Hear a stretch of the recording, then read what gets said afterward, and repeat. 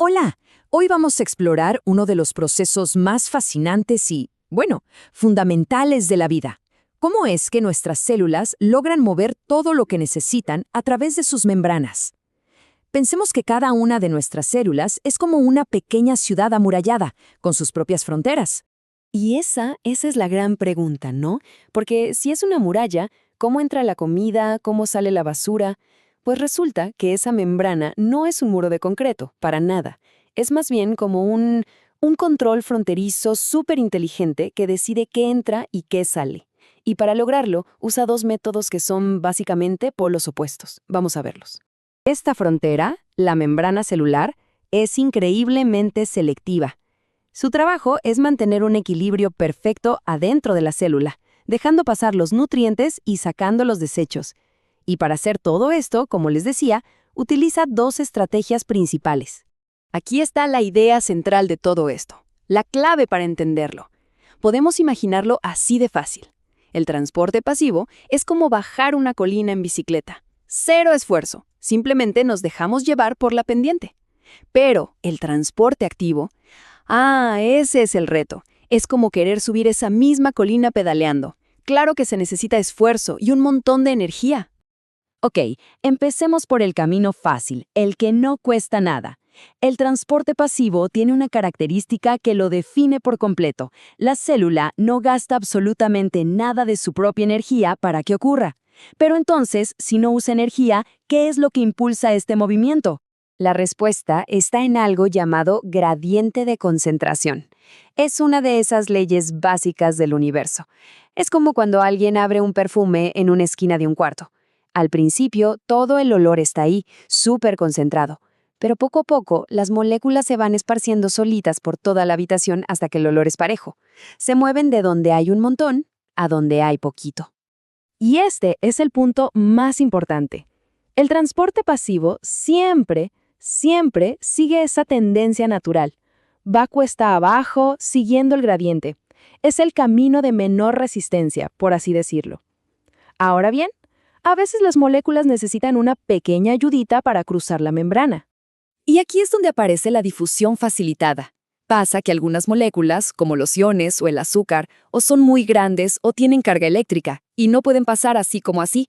Entonces, la membrana tiene unos ayudantes especiales. Las proteínas de canal son como túneles VIP, solo para ciertas sustancias, y las proteínas transportadoras son como puertas giratorias. Toman una molécula de un lado, giran y la dejan del otro. Muy bien, ya vimos el camino fácil. Ahora vamos a ver el difícil. El transporte activo es el que le exige a la célula ponerse a trabajar y gastar energía. ¿Y por qué querría hacer algo así que le cuesta tanto? Bueno, porque a veces necesita mover cosas justo en la dirección contraria a la que irían naturalmente. Esto es literalmente como empujar una piedra pesada cuesta arriba. La célula a veces necesita acumular un montón de algo adentro o sacar algo a la fuerza, incluso si afuera ya está lleno de esa misma sustancia. Va totalmente en contra de la difusión natural y para lograr esa hazaña necesita combustible. Y ese combustible es una molécula súper famosa llamada ATP, o trifosfato de adenosina. El ATP es, para que nos entendamos, la moneda de energía de la célula. Cuando la célula necesita hacer cualquier trabajo pesado, paga rompiendo uno de los enlaces del ATP, y eso libera una explosión de energía. ¿Quieren ver un ejemplo clásico de cómo funciona? La bomba sodio-potasio es importantísima, sobre todo para nuestras neuronas. Fíjense qué increíble es el proceso. La bomba saca a la fuerza 3 iones de sodio y mete a la fuerza 2 iones de potasio. Y los dos van en contra de su gradiente. Cada vez que hace este ciclo, ¡pum!, gasta una molécula de ATP. Es un trabajo constante, sin parar, y es absolutamente fundamental. Pero a ver, ¿qué pasa cuando la célula necesita mover algo realmente gigante? Pensemos en una proteína completa o hasta en una bacteria. Obviamente no puede usar una simple puertecita giratoria. Para eso tiene un sistema de envío a granel, como un servicio de paquetería. Y este tipo de transporte también es activo, porque requiere un montón de energía. En la endocitosis, la membrana se dobla hacia adentro, como que abraza el material y lo encierra en una burbujita llamada vesícula para meterlo. Y la exocitosis es lo contrario. Una vesícula que ya está adentro viaja hasta la membrana, se fusiona con ella y listo, libera todo su contenido hacia afuera. Así es como las neuronas liberan neurotransmisores, por ejemplo. Bueno, ya vimos los dos caminos, el fácil y el difícil.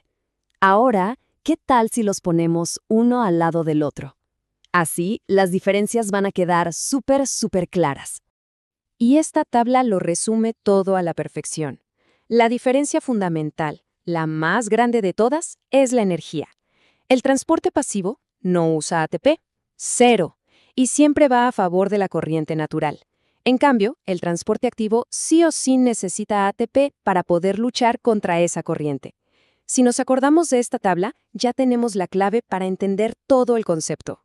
Y podríamos pensar que todo esto es un detalle muy técnico de biología, pero la verdad es que el buen funcionamiento de estos dos sistemas de transporte es literalmente la diferencia entre la vida y la muerte.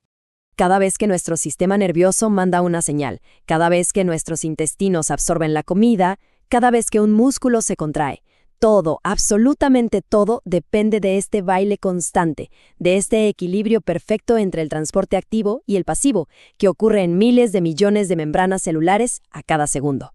Y con esto cerramos con una pregunta para quedarnos pensando. La próxima vez que pensemos en lo complejo que es el cuerpo humano, recordemos que todo empieza en esta frontera invisible, en ese control de pasaporte celular que, por suerte para nosotros, nunca descansa.